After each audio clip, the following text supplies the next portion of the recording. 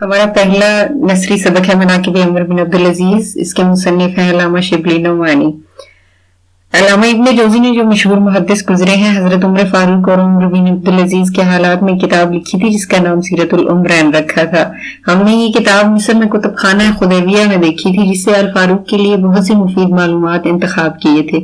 अल्लामा मौसूफ ने इस किताब में सिर्फ उन बातों को लिया है जो ज्यादातर उनके अखलाक और अदल इंसाफ से वास्ता रखती हैं। चनांचे हम चंद वाकयात को इस मौके पर नकल करते हैं।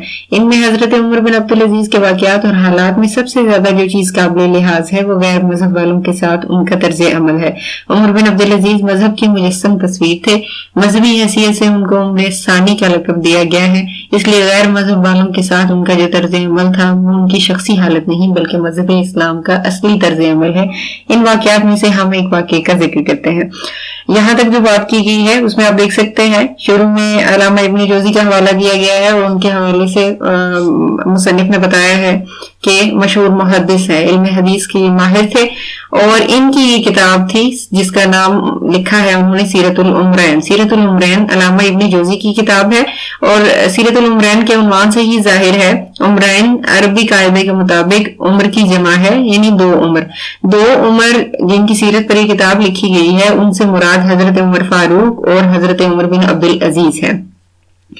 जबकि हमारे मुसन्निफ अल्लामा शिबली नोमानी किताब लिख रहे थे उस किताब का नाम था अल फारूक। ये आप देख सकते हैं अल फारूक उनकी किताब थी और अल फारूक उन्होंने लिखनी थी हजरत उमर बिन खिताब पर, हजरत उमर फारूक पर लिखनी थी।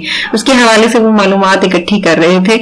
इसी सिलसिले में उनकी नजर से ये किताब गुजरी। उन्होंने ये किताब इस किताब से मदद ली सीरतुल उमरैन से जो अल्लामा इब्ने जोजी पहले ही लिख चुके थे, बहुत मुद्दत कबल की बात है। तो सीरतुल उमरैन से उन्होंने अपने किताब के मुतालिक जो उन्हें दरकार थी मालूमात वो इकट्ठी की। तो इसी दौरान उन्हें हजरत उमर बिन अब्दुल अजीज के हालात वाकयात पढ़ने का भी मौका मिला। सो कहते हैं जी कि ये किताब उन्हें मिस्र में कुतुबखाना खुदैबिया, ये मिस्र का एक कुतुबखाना है जिसका नाम खुदैबिया है। खुदैब कदीम मिस्र के बादशाह अपने नाम के साथ इस्तेमाल किया करते थे, नाम के साथ लगाते थे, उसी हवाले से इस कुतुबखाने का नाम दिया गया कुतुबखाना खुदैबिया। वहां से इन्होंने ये अल फारूक के लिए जब मालूमात इकट्ठी की, आपने याद रखना है कि अल फारूक अल्लामा शिबली नोमानी की किताब है जबकि सीरतुल उमरैन अल्लामा इब्ने जोजी की किताब है। अल्लामा शिबली नोमानी अल फारूक जो किताब वो लिख रहे थे उसके लिए वो मालूमात इकट्ठी कर रहे थे सीरतुल उमरैन से। अल्लामा मौसूफ ने इस किताब में सिर्फ उन बातों के लिए ज्यादातर उनके अखलाक और अदल इंसाफ से वास्ता रखती है। हजरत उमर बिन अब्दुल अजीज के हवाले से वो बात कर रहे हैं कि उनके अदल इंसाफ और उनके अखलाक से मुतल्लिका बातों का उन्होंने जिक्र किया अल्लामा इब्ने जोजी ने सीरतुल उमरैन में। चंद वाकयात को वो उसका हवाला दे रहे हैं। वो कहते हैं जी कि इस हवाले से उमर बिन अब्दुल अजीज के वाकयात और हालात में जो सबसे ज्यादा काबिल लिहाज चीज थी वो थी गैर मजहब वालों के साथ उनका तर्ज अमल। गैर मजहब वालों से उनका सलूक इंतहाई काबिल तहसीन था। उमर बिन अब्दुल अजीज मजहब की मुजस्सम तस्वीर थे। उन्होंने अपने किरदार अफआल को मजहब के मुताबिक, शरीयत के मुताबिक ढाल रखा था।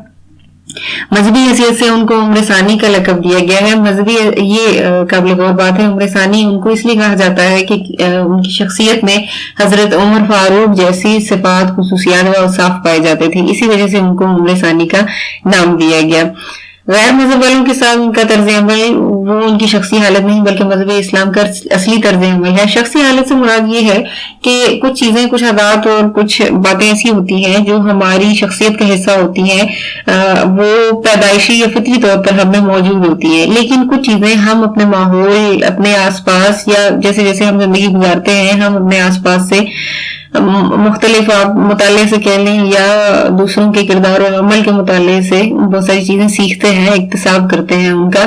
वो चीजें हमारी शख्सी हालत नहीं होती, वो फितरी तौर पर हमारे अंदर वो नहीं होती। बाज चीजें जो फितरी तौर पर हैं वो अलग चीज है और वो जो हम सीखते हैं वो एक अलग चीज है। वो हजरत उमर बिन अब्दुल अजीज के हवाले से मुसन्निफ यही बात कर रहे हैं कि जो उनका तर्ज अमल था गैर मजहब वालों के साथ वो फितरी तौर पर उनमें नहीं था बल्कि उन्होंने मजहब इस्लाम की तालीमात से वो इक्तसाब किया था, क्योंकि मजहब जो है वो गैर मजहब वालों के साथ बेहतरीन सलूक की तलकीन करता है, रवादारी का दर्स देता है। इस हवाले से वो एक वाक़े का जिक्र कर रहे हैं। عمر بن عبد العزیز مسند خلافت پر ایک دن متمکن تھے بیٹھے ہوئے تھے. مسند خلافت سے مراد ہے خلافت کا تخت. ضروری نہیں کہ وہ تخت ہی ہو, باقاعدہ حضرت عمر بن عبد العزیز خلیفہ تھے. اور یہ بھی بتاتے چلوں کہ عمر بن عبد العزیز خاندان بنو امیہ کے 8ویں خلیفہ تھے. خلافت چاروں خلفائے راشدین کے بعد 2 خاندانوں میں بنیادی طور پر چلتی رہی ہے, ایک خاندان بنو امیہ اور دوسرا خاندان بنو عباس. ہمارے زیر بحث جو سبق ہے اس میں خاندان بنو امیہ کے خلفاء کے حوالے سے بات کی گئی, خاص طور پر عمر بن عبد العزیز کے حوالے سے یہ آپ کا سبق ہے. عمر بن عبد العزیز 8ویں عموی خلیفہ تھے, لیکن ان کے کردار, ان کی صفات اور ان کا طرز عمل اور ان کے دور خلافت کو دیکھتے ہوئے ان کو 5واں خلیفہ راشد بھی کہا جاتا ہے, کیونکہ ان کا دور بہترین دور تھا. خلافت کا دور وہ خلفائے راشدین کے ادوار سے بالکل مشابہ تھا. واقعے کا ذکر وہ کر رہے ہیں جی کہ وہ ایک دن خلافت کی مسند پر بیٹھے ہوئے تھے کہ ایک عیسائی نے جو حمص کا رہنے والا تھا دربار میں آ کر یہ شکایت کی کہ خلیفہ ولید بن عبد الملک کے بیٹے عباس نے میری زمین پر زبردستی قبضہ کر لیا ہے. خلیفہ ولید بن عبد الملک بھی خاندان بنو امیہ کے ایک خلیفہ گزرے ہیں, 6ٹھے خلیفہ تھے یہ. ان کے بیٹے عباس نے عیسائی کی زمین پر قبضہ کر رکھا تھا, جس کی شکایت لے کر وہ حضرت عمر بن عبد العزیز کے پاس آیا تھا. عمر بن عبد العزیز نے عباس کی طرف دیکھا. عباس نے کہا یہ زمین مجھ کو خلیفہ ولید نے بطور جاگیر عنایت کی تھی, چنانچہ اس کی تحریری سند میرے پاس موجود ہے. جب عباس نے اس شکایت کو سنا, اس عیسائی کی شکایت سنی, تو انہوں نے عمر بن عبد العزیز کے حضور یہ عذر پیش کیا کہ یہ میرے والد سے مجھے جاگیر کے طور پر یہ ملی ہے اور اس کا تحریری ثبوت بھی میرے پاس ہے. عمر بن عبد العزیز نے عیسائی کی طرف مخاطب ہو کر کہا تم کیا جواب دیتے ہو؟ اس نے کہا امیر المومنین میں خدا کی تحریر کے مطابق فیصلہ چاہتا ہوں. عمر بن عبد العزیز نے عباس کی طرف مخاطب ہو کر کہا عباس خدا کی تحریر تیرے باپ کی تحریر پر مقدم ہے. یہ کہہ کر وہ زمین عباس کے قبضے سے نکال کر عیسائی کو دلا دی. جی تو عیسائی کے یہ غیر مذہب والوں کے ساتھ عمدہ سلوک کی, بہترین سلوک کی ایک مثال ہے کہ خلیفہ کے سابقہ خلیفہ کے بیٹے کے خلاف ایک مقدمہ پیش ہوتا ہے, شکایت ہوتی ہے, تو حضرت عمر بن عبد العزیز بحیثیت خلیفہ یہ فیصلہ کرتے ہیں کہ جو حق اور انصاف پر مبنی فیصلہ ہے وہی کیا جائے. حق اور انصاف کی بات یہی تھی, جیسے کہ عیسائی سے پوچھا گیا کہ عباس کے بقول اس کا تحریری جاگیر کا تحریری ثبوت بھی ان کے پاس موجود ہے, تو اب عیسائی کے پاس کیا عذر ہے, وہ عیسائی کیا کہنا چاہتا ہے؟ تو عیسائی نے یہ جواب دیا تھا کہ آپ اپنی جو آپ کے پاس خدا کی تحریر آئی ہے قرآن مجید, اس کے مطابق میرا فیصلہ کیجیے. تو یہ سنتے ہی عمر بن عبد العزیز نے عباس سے کہا کہ خدا کی تحریر تمہارے باپ کی تحریر پر مقدم ہے. تمہارے باپ کی وہ تحریر جس کو تم ثبوت کے طور پر پیش کر رہے ہو, اس پر خدا کی تحریر اللہ تعالیٰ کے احکامات جو قرآن مجید کی صورت میں ہم تک پہنچے ہیں وہ افضل ہے, مقدم ہے, ان سے بڑھ کر ہے. اور یہ کہہ کر انہوں نے فیصلہ عیسائی کے حق میں کر دیا. ظاہر ہے کہ قرآن مجید کے مطابق فیصلہ کرنے کے پیچھے وجہ کیا تھی, قرآن مجید کیا کہتا ہے اس حوالے سے کہ جو کسی جاگیر کا اصل وارث ہے, اصل مالک ہے, اس کو وہ دی جائے. اب خلیفہ ولید بن عبد الملک کی طرف سے جو بیٹے کو جاگیر اور اس کی سند موصول ہوئی تھی, وہ سند ضروری نہیں کہ اصل سند تھی. سابقہ عموی خلفاء نے اپنے دور حکومت میں رعایا کی جاگیروں پر زبردستی قبضہ کر لیا تھا اور ان کی تحریری سندیں بھی فراہم کر لی تھی, اور اپنے وہ خاندان کے مختلف افراد کو, اپنے اقربا کو اور اپنے اولاد کو وہ منتقل کر دی تھی ان ثبوتوں کے ساتھ. تو حاکم یا صاحب اقتدار شخص جب کسی جاگیر پر, کسی بھی چیز پر, رعایا کی کسی چیز پر وہ زبردستی قبضہ کرتا ہے تو وہ ثبوت بھی بنا لیا کرتا ہے. یہ ضروری نہیں کہ وہ ثبوت اصل ثبوت ہو یا وہ حقیقت پر مبنی ہو. آگے دیکھیے اگلا پیراگراف کہہ رہے ہیں جی کہ ان کا ایک اور کارنامہ جو نہایت قابل قدر ہے سلاطینی بنی امیہ کی ناجائز کاروائیوں کا مٹانا تھا. سلاطین سلطان کی جمع ہے, خاندان بنی امیہ کے بادشاہوں کی بات ہو رہی ہے کہ ان کی ناجائز کاروائیوں کو بھی عمر بن عبد العزیز نے مٹایا تھا. سلاطین بنی امیہ نے ملک کا بڑا حصہ جو زمینداری کی حیثیت سے رعایا کے قبضے میں تھا اپنے خاندان کے ممبروں کو جاگیر میں دے دیا تھا, جس طرح سلاطین تیموریہ کے زمانے میں بڑے بڑے صوبے شہزادوں کی جاگیر میں دے دیے جاتے تھے. عمر بن عبد العزیز سخت خلافت پر بیٹھے تو سب سے پہلے ان کو اس کا خیال ہوا, لیکن ایسا کرنا تمام خاندانی خلافت کو دشمن بنا لینا تھا, تاہم انہوں نے اس کی کچھ پرواہ نہ کی. سلاطین بنی امیہ کی ناجائز کاروائیاں یہی تھیں جیسے مثال دی گئی ہے کہ سلاطین تیموریہ کے زمانے میں جیسے بڑے بڑے صوبے شہزادوں کو دے دیے جاتے تھے, اپنی اولاد کو سلطان آگے منتقل کر دیتے تھے. سلاطین تیموریہ سے مراد تیموری خاندان کے بادشاہ ہیں. تیموری خاندان کی بنیاد پڑتی ہے امیر تیمور سے. عمر بن عبد العزیز جب خلافت انہوں نے سنبھالی تو انہوں نے سب سے پہلے یہ فیصلہ کیا کہ وہ جاگیریں ان کے اصل ورثاء کو واپس کریں گے، لیکن وہ یہ بھی جانتے تھے کہ اگر وہ ایسا اقدام کرتے ہیں تو ان کا تمام خاندان ان کا دشمن بن جائے گا، لیکن انہیں اس کی مطلق پرواہ نہ تھی۔ اگلے صفحے پہ ہم آ جاتے ہیں۔ اول جب انہوں نے یہ ارادہ کیا تو تمام خاندان نے عمر کو، جو عمر بن عبدالعزیز کی پھوپھی تھی، یہ بھی یاد رکھنے کے قابل ہے بات کہ خاندان والوں نے کس کو حضرت عمر بن عبدالعزیز کے پاس بھیجا تھا سفارش کے لیے؟ عمر کو۔ عمر حضرت عمر بن عبدالعزیز کی پھوپھی تھی، سفیر مقرر کر کے بھیجا۔ انہوں نے حضرت عمر بن عبدالعزیز کے پاس جا کر کہا کہ تمام خاندان برہم ہے اور مجھ کو ڈر ہے کہ عام بغاوت نہ ہو جائے اور لوگ ہنگامہ نہ کر دیں۔ عمر بن عبدالعزیز نے کہا میں قیامت کے سوا کسی دن سے نہیں ڈرتا۔ وہ مایوس ہو کر چلی آئی، یعنی اتنی محترم اور مقدس ہستی کی بات کو بھی انہوں نے اس لیے کوئی اہمیت نہ دی کہ وہ ان کے دل میں خدا کا خوف تھا، اور اللہ تعالیٰ کے احکامات یہی ہیں کہ جو جاگیریں ہیں یا جو بھی مال متاع ہے وہ ان کے اصل مالکان کو واپس کیا جائے۔ عدل اور انصاف کا قیام یہی تقاضا کرتا ہے کہ جو جس چیز ہے اس کو وہ دے دی جائے۔ تو اسی وجہ سے انہوں نے خاندان والوں کی طرف سے جو سفیر مقرر کر کے پھوپھی ان کی بھیجی گئی تھی ان کو بھی مایوس لوٹا دیا کہ مجھے اپنے اہل خاندان کا اور لوگوں کا قطعاً کوئی ڈر نہیں۔ اگر آپ کو یہ لگتا ہے کہ لوگ فساد کریں گے، لوگ بغاوت کر دیں گے، تو مجھے اس کی پرواہ نہیں، مجھے خدا اور قیامت کا ڈر ہے۔ اگلا پیراگراف دیکھیے جی۔ خود عمر بن عبدالعزیز کے قبضے میں بھی اسی قسم کی جاگیریں تھیں جو ان کے خاندان کو بنو امیہ کی طرف سے عنایت ہوئی تھی۔ ظاہر ہے کہ وہ بھی خاندان بنو امیہ سے تعلق رکھتے تھے، سابقہ خلفاء کے عزیز تھے، اس لیے ان کو بھی بحیثیت ان کے خاندان کے ایک فرد کی حیثیت سے ان کو بھی بہت ساری جاگیریں پہلے خلفاء سے مل چکی تھی۔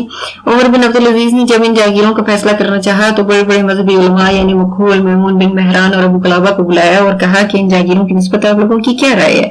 یہ تینوں علماء ہیں، علم حدیث اور فقہ کے ماہر ہیں، جو عمر بن عبدالعزیز کی ہمراہی میں رہتے تھے اور ان کو اپنے قیمتی مشوروں سے نوازتے تھے۔ ان کی رائے یعنی انہوں نے ضروری سمجھی، اس والے سے انہوں نے جب رائے پوچھی تو مکحول نے دب کر جواب دیا۔ دب کر جواب دینے سے مراد یہ ہے کہ انہوں نے حضرت عمر بن عبدالعزیز کے فائدے کے لیے بات کی کہ ان کو یہ نہیں کرنا چاہیے، ایسا نہیں کرنا چاہیے، کیونکہ ان کی اپنی جاگیریں ہیں جو جن پر ان کے اولاد کا حق ہے، سو انہیں واپس نہیں کرنا چاہیے۔ عمر بن عبدالعزیز نے میمون کی طرف رخ کیا کہ تم خدا لگتی کہو۔ خدا لگتی کہنے سے مراد ہے سچ بات کہنا، کہ آپ سچ بات کہیں، میرا لحاظ نہ کریں، میرا فائدہ مت دیکھیں، انصاف کی بات کریں۔ انہوں نے کہا اپنے صاحبزادے عبد الملک کو بلا لیجئے۔ عبد الملک حضرت عمر بن عبدالعزیز کے صاحبزادے تھے۔ وہ آئے تو عمر بن عبدالعزیز نے کہا کیوں عبد الملک، اس معاملے میں تمہاری کیا رائے ہے؟ انہوں نے کہا سب واپس کر دینی چاہیے، ورنہ آپ کا شمار بھی انہی ظالموں اور غاصبوں میں ہوگا۔ غاصب لوٹیرے کو کہتے ہیں، کسی کا حق غصب کرنے والا، حق کھانے والا۔ اب یہ بھی حضرت عمر بن عبدالعزیز کے بیٹے تھے، ان کے فرزند تھے، تو انہوں نے بھی یہی رائے دی کہ آپ کو بالکل لوگوں کی اور اہل خاندان کی پرواہ نہیں ہونی چاہیے، آپ کو جلد از جلد کی جاگیریں جو ہمیں بھی سابقہ خلفاء سے ملی ہیں انعام کے طور پر، جاگیر کے طور پر، ان کو ان کے اصل وارثوں کو واپس کر دینا چاہیے۔ اگر آپ ایسا نہیں کریں گے تو یقیناً آپ بھی پہلے خلفاء کی طرح ظالم اور غاصب ہوں گے۔ عمر بن عبدالعزیز نے اپنے غلام سے جن کا نام مزاحم تھا اور جن کو بہت مانتے تھے کہا کہ لوگوں نے جو زمینیں ہم کو دی نہ وہ اس کے دینے کے مجاز تھے، نہ ہم کو ان کے لینے کا حق تھا، تمہاری کیا رائے ہے؟ مزاحم ان کے غلام تھے اور ان کی عمر بن عبدالعزیز بڑی عزت کرتے تھے اور بہت ان کی مانتے بھی تھے۔ ان سے اب رائے لی کہ آپ کا کیا خیال ہے اس بارے میں کہ لوگوں نے جو زمینیں ہمیں دی، یعنی ہمیں وہ نسل در نسل منتقل ہو گئی ہیں، انہیں وہ زمینیں نہیں دینی چاہیے تھی، اور مجبوراً اگر انہوں نے وہ زمینیں دے دی تو ہمیں کم از کم خلفاء کو یا خاندان کو یہ حق نہ تھا زبردستی ان سے لینے کا۔ آپ کیا کہتے ہیں؟ مزاحم نے کہا امیر المومنین، آپ کو یہ بھی معلوم ہے کہ آپ کے بال بچے کتنے ہیں، یعنی ان کا گزر کیوں کر ہوگا، وہ کیسے زندگی گزاریں گے، انہیں بھی ظاہر ہے کہ ان چیزوں کی ضرورت پڑے گی۔ عمر بن عبدالعزیز کے آنسو نکل آئے اور کہا ان کا مالک خدا ہے۔ یہ کہہ کر وہ گھر میں چلے گئے۔ مزاحم وہاں سے اٹھ کر عبد الملک کے پاس گئے اور کہا بڑا غضب ہوا چاہتا ہے، عمر بن عبدالعزیز تمام خاندانی جاگیروں سے دستبردار ہونا چاہتے ہیں، لیکن میں نے ان سے کہا کہ اپنی اولاد کا لحاظ کر لیجئے۔ اب مزاحم چونکہ بہت وفادار غلام تھے، بہت محبت کرتے تھے عمر بن عبدالعزیز سے، اس لیے وہ فوراً ان کے بیٹے کے پاس پہنچے، عبد الملک کے پاس، اور ان سے کہا کہ آپ کے والد یہ کرنے جا رہے ہیں، جاگیریں لوٹانے جا رہے ہیں، آپ ان سے کہیں شاید وہ آپ کی بات مان لیں۔ عبد الملک نے کہا استغفر اللہ، تم نے بہت بری رائے دی۔ یہ کہہ کر عبد الملک عمر بن عبدالعزیز کے پاس گئے، اس وقت خواب راحت میں تھے۔ پہرے والے نے کہا کہ تم لوگ امیر المومنین پر رحم نہیں کرتے، دن بھر میں ایک لحظہ تو ان کو آرام لینے دو۔ عبد الملک نے کہا تو جا کر ان سے کہہ تو صحیح۔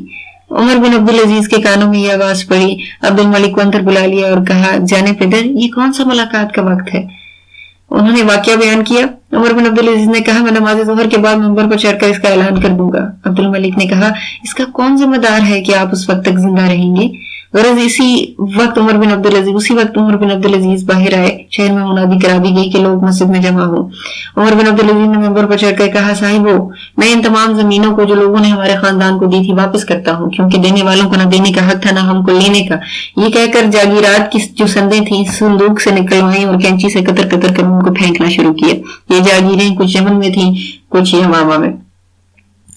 इस पैराग्राफ में आपने देखा कि मज़ाहिम अब्दुल मलिक के पास गए, उनसे कहा कि आप अपने वाले से बात कीजिए कि वो ऐसा ना, ये कदम ना उठाएं, इसमें सरासर नुकसान है, औलाद के हिस्से में क्या आएगा। लेकिन अब्दुल मलिक को ये ख्याल हुआ, उन्होंने उनकी बात की तरदीद की कि आपने बड़ा गलत मशवरा दिया है वालिद मोहतरम को, इसी गरज से कि कहीं वालिद मोहतरम इस राय पर गौर न करना शुरू कर दें। वो फौरन अपने वालिद के पास गए, दरबार में रोका कि इस वक्त अमीरुल मोमिनीन के आराम का वक्त है।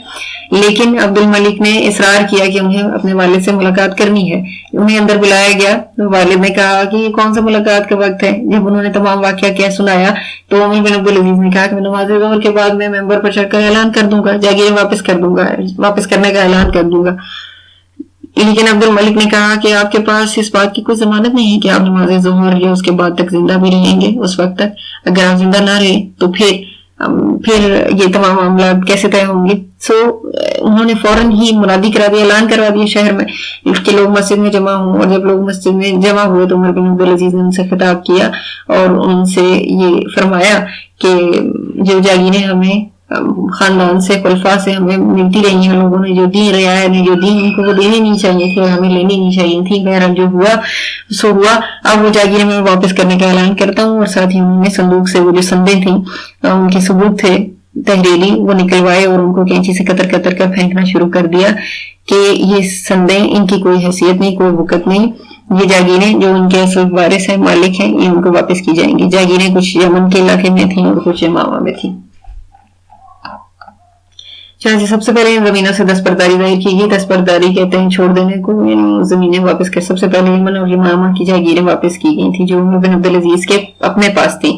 ये होता है खलीफा का तर्ज अमल कि किस तरह से उन्होंने पहले जो भी काम किया, लोगों को जो जिस बात की तरफ बुला रहे थे उसका आगाज पहले उन्होंने खुद से किया। खुद पहले वो जागीरें जो उनको मिली हुई थी उन्होंने वापस की, इसके बाद अपने खानदान से कहा क्या वो भी वापस करें।